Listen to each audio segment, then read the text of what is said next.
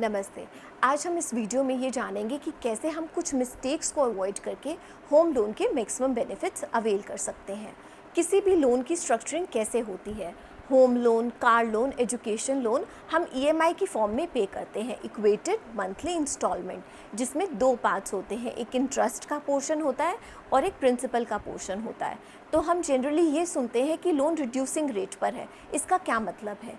मतलब मान लीजिए आपने एक लोन लिया 25 लाख का, जिसमें फ़र्स्ट ईएमआई आपकी अराउंड 30,000 की है। तो उसमें से फ़र्स्ट ईएमआई में अराउंड 25,000 आपका इंटरेस्ट पोर्शन में जाएगा और 5,000 आपका प्रिंसिपल पोर्शन में गया। तो जो आपकी सेकेंड ईएमआई है वो रिड्यूसिंग अमाउंट पे कैलकुलेट होगी। 30 लाख माइनस जो प्रिंसिपल अमाउंट पे कर चुके हो 5,000, 29,95,000 पे आपका इंटरेस्ट पे होगा। तो ये रिड्यूसिंग अमाउंट पे हुआ, तो इसलिए हम कहते हैं कि लोन रिड्यूसिंग रेट पे है। इसमें कंपाउंडिंग का कॉन्सेप्ट फॉलो होता है, लेकिन रिवर्स डायरेक्शन में। अब इसमें हमें एक चीज़ ध्यान में रखने वाली है, जब आप लोन पे करते हैं तो आपका मैक्सिमम अमाउंट इनिशियल ईयर्स में इंटरेस्ट में जाता है और बाद के लेटर ईयर्स में प्रिंसिपल में कवर होता है। तो अब इस चीज़ को हम एक एग्जाम्पल से समझते हैं।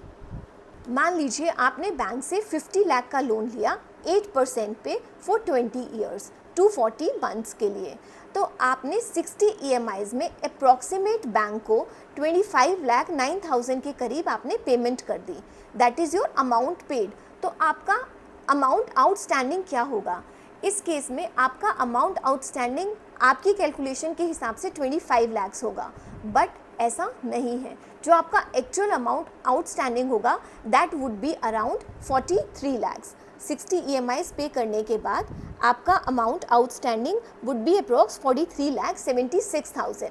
मतलब आपके प्रिंसिपल अमाउंट में से सिर्फ 7 लाख कम हुए, लेकिन आप पेमेंट कर चुके हैं 25 लाख की। अब इस चीज़ में हमें क्या करना है? हमें अपने लोन का टेन्योर कम करना है, और वो हम कैसे कर सकते हैं? प्री पेमेंट करके। एज़ पर आरबीआई गाइडलाइंस कोई भी बैंक का प्री पेमेंट के कोई चार्जेस नहीं होते। तो आप बैंक में अपने लोन की प्री पेमेंट करिए, चाहे 1 लाख 2 लाख जो भी अमाउंट आप पे कर सकते हैं, और साथ में एक एप्लीकेशन दीजिए कि इस प्री पेमेंट के साथ आपके लोन का टेन्योर कम करें। तो आप इस तरह से होम लोन का बेनिफिट अवेल कर सकते हैं। अब कोई भी लोन अगर फ्लोटिंग रेट ऑफ इंटरेस्ट पे है तो इसका क्या मतलब है? रेपो रेट अगर इंक्रीज़ होगा तो आपका लोन का रेट इंक्रीज़ हो जाएगा। रेपो रेट के कम होने से लोन का रेट डिक्रीज़ हो जाएगा। रेपो रेट वो होता है जो बैंक्स आरबीआई से मनी बोरो करते हैं, उस रेट को कहते हैं रेपो रेट। तो अगर बैंक को महंगे रेट ऑफ इंटरेस्ट पर पैसा मिलेगा तो लोन का रेट ऑफ इंटरेस्ट ज़्यादा हो जाएगा, और बैंक को अगर कम रेट ऑफ इंटरेस्ट पे, कम रेपो रेट पे अमाउंट मिलेगी तो लोन का रेट ऑफ इंटरेस्ट भी कम हो जाता है। अभी रिसेंटली आरबीआई ने रेपो रेट कम किया तो हमारे लोन के रेट्स कम हो गए। अब इस केस में आरबीआई के गाइडलाइंस के अकॉर्डिंगली सभी कस्टमर्स को उनके रजिस्टर्ड ईमेल आईडी और मोबाइल नंबर पर मैसेज जाता है कि या तो आप अपना ईएमआई कम करवा लीजिए या अपना टेन्योर कम करवा लीजिए। तो प्लीज़ अगर आपको लिक्विडिटी क्रंच है तो ही आप ईएमआई कम करने की ऑप्शन को चूज़ करें, अदरवाइज़ आप अपना टेन्योर कम करें। अब इस चीज़ को हम एक एग्जाम्पल से समझते हैं। मान लीजिए आपने बैंक से होम लोन लिया 30 लाख का 8% पर 20 ईयर्स के लिए। तो आप उस केस में बैंक को कितना इंटरेस्ट पे करते हैं? उस केस में आप बैंक को 30 लाख के अराउंड इंटरेस्ट पे करते हैं। 30 लाख आपका प्रिंसिपल है और 30 लाख के अराउंड इंटरेस्ट है, तो टोटल आपकी पेमेंट अराउंड 60 लाख होती है। वही अगर आप अपने टेन्योर को 25 ईयर्स के लिए करेंगे तो आपका जो इंटरेस्ट है वो 39 लाख हो जाएगा, और इसको अगर आप फर्दर इंक्रीज़ करेंगे फॉर 30 ईयर्स तो आपका जो इंटरेस्ट का पोर्शन है it would be 49 lakh.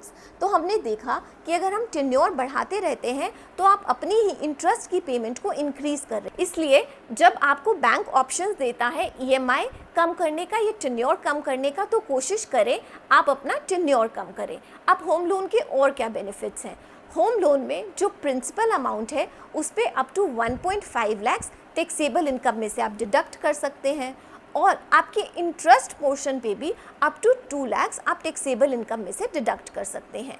And अगर आपने होम लोन अपने और अपने स्पाउस के साथ या कोई भी को बोरोवर के साथ ने ये लोन जॉइंटली लिया है तो अप्रॉक्स 7 lakhs का आपको बेनिफिट मिलता है, which is a great amount to save your income. की कोई भी क्वेरीज हैं बैंकिंग से रिलेटेड, अकाउंटिंग से रिलेटेड, फाइनेंस से रिलेटेड, तो प्लीज़ कमेंट्स में ड्रॉप करें।